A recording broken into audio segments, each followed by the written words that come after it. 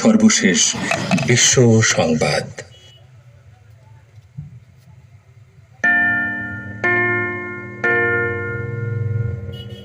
Radio Tehran, শুরু হচ্ছে বিশ্ব সংবাদ।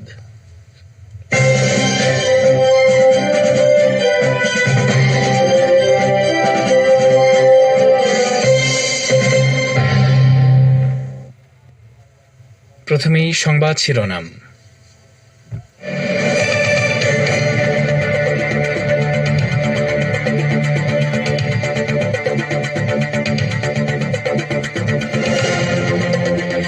লেবাননে পেজার বিস্ফোরণে হিজবুল্লাহ সদস্যসহ ৯ ব্যক্তি শহীদ, ইরানি রাষ্ট্রদূত সহ আহত প্রায় ৩,০০০। গাজার পক্ষে অভিযান অব্যাহত রাখার প্রতিশ্রুতি ব্যক্ত করল হিজবুল্লাহ। গাজার রাফায় ৪ দখলদার সেনা নিহত। বাংলাদেশের সংবিধান সংস্কার কমিশন থেকে বাদ পড়লেন ডক্টর শাহদিন মালিক, দায়িত্ব নিচ্ছেন প্রফেসর আলী রিয়াজ। এবং ভারতের পশ্চিমবঙ্গে ভয়াবহ বন্যা, কেন্দ্রীয় সরকারকে দায়ী করেছেন মুখ্যমন্ত্রী মমতা বন্দ্যোপাধ্যায়।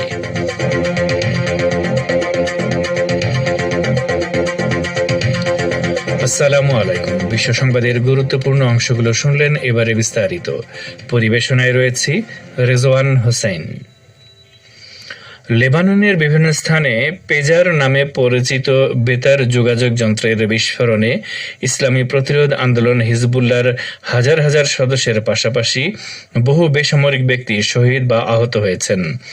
লেবাননের স্বাস্থ্য মন্ত্রণালয় সর্বশেষ যে তথ্য প্রকাশ করেছে তাতে জানানো হয়েছে, রাজধানী বৈরুতের দক্ষিণ শহরতলিতে প্রথম বিস্ফোরণে কমপক্ষে ৯ জন শহীদ এবং ২,৮০০ জন আহত হয়েছেন।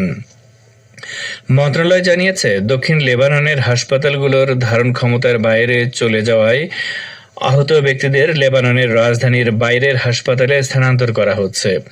বৈরুতে প্রেস টিভির সংবাদদাতা মরিয়ম সালে লেবাননের রাজধানী থেকে জানিয়েছেন, শহীদদের মধ্যে একজন ৯ বছর বয়সী মেয়ে ও হিজবুল্লাহর সাথে সম্পর্কযুক্ত আইন প্রণেতা আলী আম্মারের ছেলে রয়েছেন। আহতদের মধ্যে লেবাননে নিযুক্ত ইরানের রাষ্ট্রদূত মোস্তফা আমানিও রয়েছেন। পেজার বিস্ফোরণে তার আঘাতের বিষয়টি নিশ্চিত করতে তার স্ত্রী এক্স পেজে বলেছেন, মোস্তফার অবস্থা স্থিতিশীল রয়েছে। মরিয়ম সালে বলেছেন, যারা পেজার বহন করছিলেন বিস্ফোরণ ঘটার আগে তারা সেগুলোকে গরম হতে দেখেছেন। তিনি জানাচ্ছেন, ইহুদিবাদী ইসরায়েল উচ্চ সতর্ক অবস্থায় রয়েছে। ইসরায়েল ধারণা করছে হিজবুল্লাহর পক্ষ থেকে কঠোর প্রতিক্রিয়া আসবে। লেবাননের ইসলামী প্রতিরোধ আন্দোলন হিজবুল্লাহ গাজা উপত্যকায় ইসরায়েল বিরোধী অভিযান অব্যাহত রাখার প্রতিশ্রুতি ব্যক্ত করেছে। সংগঠনটি বলেছে, সাম্প্রতিক ইসরায়েলের নৃশংসতায় লেবাননে যে হতাহতের ঘটনা ঘটেছে তাতে দখলদারদের বিরুদ্ধে সংগ্রামী কেবল জোরদার হবে, প্রতিরোধ লড়াইয়ের সংকল্পকে শক্তিশালী করবে।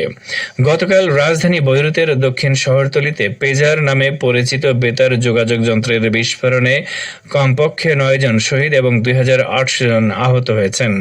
এর মধ্যে একটি ৪ বছর বয়সী মেয়ে শিশু রয়েছে। আজ এক বিবৃতিতে হিজবুল্লাহ বলেছে, গতকাল যা ঘটেছে তা কেবল আমাদের প্রত্যয় এবং জিহাদ ও প্রতিরোধের পথে এগিয়ে যাওয়ার সংকল্পকে শক্তিশালী করবে। হিজবুল্লাহ আরও বলেছে, আমরা জয়ের ব্যাপারে পুরোপুরি নিশ্চিত। সর্বশেষ তথ্য বিবরণীতে লেবাননের স্বাস্থ্য মন্ত্রণালয় জানিয়েছে, বিস্ফোরণে কমপক্ষে ১২ জন শহীদ এবং ২,৮০০ জন আহত হয়েছেন। হতাহতদের মধ্যে প্রতিরোধ আন্দোলনের সদস্যদের পাশাপাশি বেসামরিক লোকজনও রয়েছেন। এই অপরাধমূলক আগ্রাসনের জন্য ইসরায়েলকে সম্পূর্ণরূপে দায়ী করেছে হিজবুল্লাহ। এদিকে ফিলিস্তিনের অবরুদ্ধ গাজা উপত্যকার রাফা শহরে ভয়াবহ সংঘর্ষে ইহুদিবাদী ইসরায়েলের অন্তত ৪ বর্বর সেনা নিহত এবং বেশ কয়েকজন আহত হয়েছে। ইসরায়েলের সামরিক বাহিনী গতকাল একথা ঘোষণা করেছে। নিহত সেনারা হল ক্যাপ্টেন ড্যানিয়েল মিমোনতোভ, স্টাফ সার্জেন্ট আগমন নাইফ, স্টাফ সার্জেন্ট অমিত বাকরি এবং স্টাফ সার্জেন্ট দোতান শিমন। এর মধ্যে নিমন্তভ ছিলেন ডেপুটি কোম্পানি কমান্ডার। নিহতদের বয়স 21 থেকে 23 বছরের মধ্যে। নাইম হলেন প্রথম মহিলা সৈনিক যিনি গাজা উপত্যকায় হামাসের বিরুদ্ধে স্থল অভিযানের সময় নিহত হলেন। এসব সেনার মৃত্যুতে গাজা উপত্যকায় হামাসের বিরুদ্ধে স্থল আগ্রাসন চালাতে গিয়ে ইসরায়েলের হিসাব মতে নিহত দখলদার সেনার সংখ্যা 348-এ দাঁড়ালো। গতকালের সংঘর্ষে যে 4 সেনা নিহত হয়েছে ওই কোম্পানিরই এক অফিসার ও 2 সৈনিক গুরুতরভাবে আহত হয়েছে। এদিকে আলাদা আরেক ঘটনায় গিভাতি ব্রিগেডের নজরদারি ইউনিটের একজন অফিসার গতকাল রাফায় আরপিজি ফায়ারে গুরুতর আহত হয়েছেন। এই ঘটনাও ইসরায়েলি বাহিনী নিশ্চিত করেছে।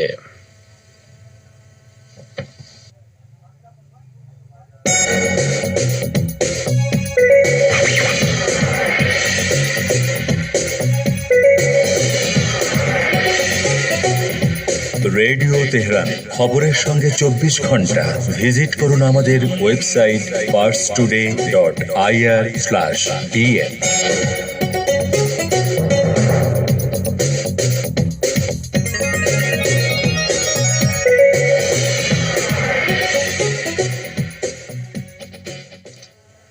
ফিরে আসি বিশ্ব সংবাদে। বাংলাদেশের সংবিধান সংস্কার কমিশনের প্রধান হিসেবে দায়িত্ব পেয়েছেন যুক্তরাষ্ট্রের ইলিনয় বিশ্ববিদ্যালয়ের রাজনীতি বিজ্ঞানের অধ্যাপক আলী রিয়াজ। সুপ্রিম কোর্টের আইনজীবী ডক্টর শাহদিন মালিককে সরিয়ে তাকে এ দায়িত্ব দেওয়া হয়েছে। আজ মন্ত্রিপরিষদ বিভাগ থেকে দেওয়া প্রজ্ঞাপনে এই তথ্য জানানো হয়েছে। প্রজ্ঞাপনে বলা হয়েছে, 11 সেপ্টেম্বর জাতির উদ্দেশ্যে দেওয়া ভাষণে অন্তর্বর্তী সরকারের প্রধান উপদেষ্টা ডক্টর মোহাম্মদ ইউনূস সংস্কারের জন্য প্রাথমিকভাবে 6টি কমিশন গঠন এবং কমিশনের প্রধানদের নাম ঘোষণা করেন। সংবিধান সংস্কার কমিশনের প্রধান হিসেবে ডক্টর শাহদিন মালিকের নাম উল্লেখ করা হয়েছিল। এই কমিশনের প্রধান হিসেবে তার পরিবর্তে আলী রিয়াজের নাম অন্তর্ভুক্ত করা হয়েছে। আলী রিয়াজ যুক্তরাষ্ট্রের ইলিনয় স্টেট ইউনিভার্সিটির ডিস্টিংগুইশড অধ্যাপক, আটলান্টিক কাউন্সিলের সিনিয়র অনাবাসিক ফেলো ও আমেরিকান ইনস্টিটিউট অব বাংলাদেশ স্টাডিজের প্রেসিডেন্ট। এ বিষয়ে জানতে চাইলে আইন, বিচার ও সংসদ বিষয়ক উপদেষ্টা আসিফ নজরুল গণমাধ্যমকে বলেন, অধ্যাপক শাহদিন মালিক পেশাগত ব্যস্ততার কারণে সংবিধান সংস্কার কমিশনের প্রধান হিসেবে দায়িত্ব পালনে অপারগতা জানিয়েছেন। এদিকে শেখ হাসিনার নেতৃত্বাধীন আওয়ামী লীগ সরকারের আমলে নির্বাচনী দায়িত্ব পালনকারী 3 নির্বাচন কমিশন ও কমিশন সচিবের বিরুদ্ধে রাষ্ট্রদ্রোহের অভিযোগে চট্টগ্রামের আদালতে মামলার আবেদন করা হয়েছে। এতে মোট 18 জনকে আসামি করা হয়েছে, যাদের মধ্যে আওয়ামী লীগ সভাপতি শেখ হাসিনা ও সাধারণ সম্পাদক ওবায়দুল কাদেরও আছেন। আজ চট্টগ্রাম মহানগর হাকিম কাজী শরীফুল আলমের আদালতে আবেদনটি করেন চট্টগ্রাম নগর বিএনপির সাবেক সাধারণ সম্পাদক একরামুল করিম। দায়িত্ব পালনকালে আসামিরা সংবিধান লঙ্ঘন, শপথ ভঙ্গ এবং নির্বাচনের নামে প্রহসন করে দেশের জনগণের আস্থা ও বিশ্বাস ভঙ্গের মাধ্যমে রাষ্ট্রদ্রোহিতা করেছেন বলে আবেদনে উল্লেখ করা হয়েছে। আসামিরা হলেন 2014 সালের নির্বাচনে দায়িত্ব পালনকারী প্রধান নির্বাচন কমিশনার কাজী রকিবউদ্দিন আহমেদ, নির্বাচন কমিশনার আবু হাফিজ, মোহাম্মদ জাবেদ আলী, মোহাম্মদ আব্দুল মোবারক ও মোহাম্মদ শাহনেওয়াজ। 2018 সালের নির্বাচনে দায়িত্ব পালনকারী প্রধান নির্বাচন commissioner K M Nurul Huda, নির্বাচন কমিশনার রফিকুল ইসলাম, কবিতা খানম ও শাহাদাত হোসেন চৌধুরী ও নির্বাচন কমিশন সচিব হেলাল উদ্দিন আহমেদ। 2024 সালের নির্বাচনে দায়িত্ব পালনকারী প্রধান নির্বাচন কমিশনার কাজী হাবিবুল আওয়াল, নির্বাচন কমিশনার আহসান হাবিব খান, বেগম রাশেদা সুলতানা, মোহাম্মদ আলমগীর ও মোহাম্মদ আনিসুর রহমান ও নির্বাচন কমিশন সচিব মোহাম্মদ জাহাঙ্গীর আলম। পশ্চিমবঙ্গের বন্যা পরিস্থিতির জন্য ভারতের কেন্দ্রীয় সরকারকে দায়ী করেছেন মুখ্যমন্ত্রী মমতা বন্দ্যোপাধ্যায়।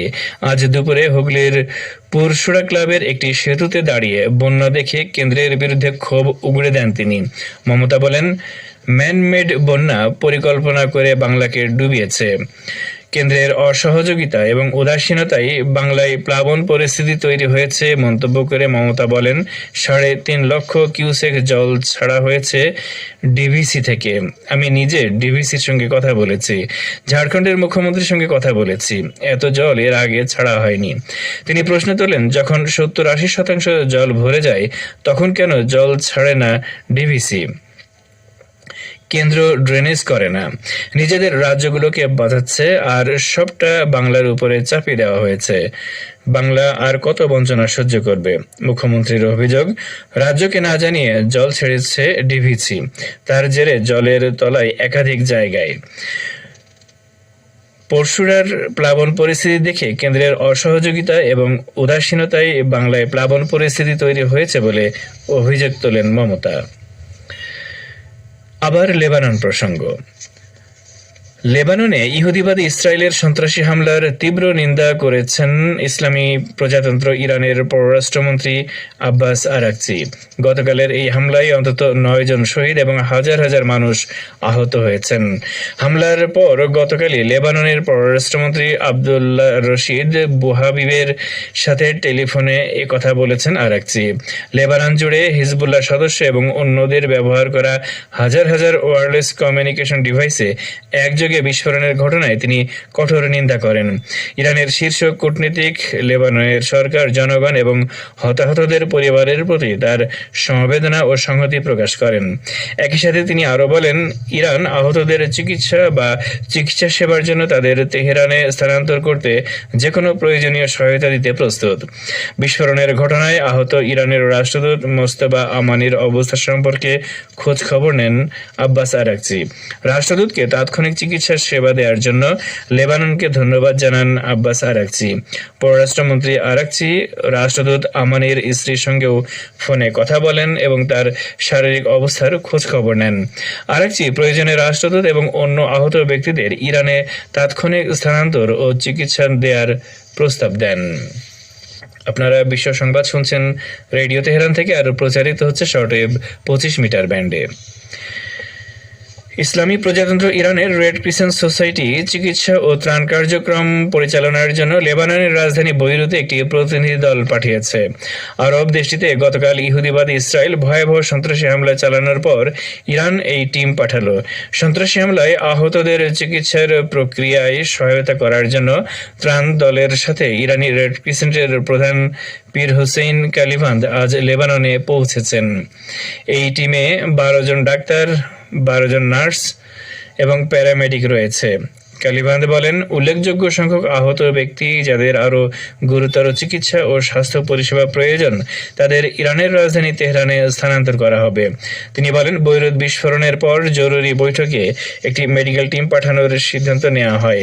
গতকাল লেবাননের বিভিন্ন স্থানে পেজার নামে পরিচিত ওয়্যারলেস কমিউনিকেশন ডিভাইসে বিস্ফোরণের পর কমপক্ষে 12 জন শহীদ এবং প্রায় 3000 ব্যক্তি আহত হয়েছেন। এই নাশকতার জন্য হিজবুল্লাহ ইসরায়েলকে দায়ী করেছে। আর এর সাথে শেষ করছি রেডিও তেহরান থেকে আপাতত বিশ্ব সংবাদ।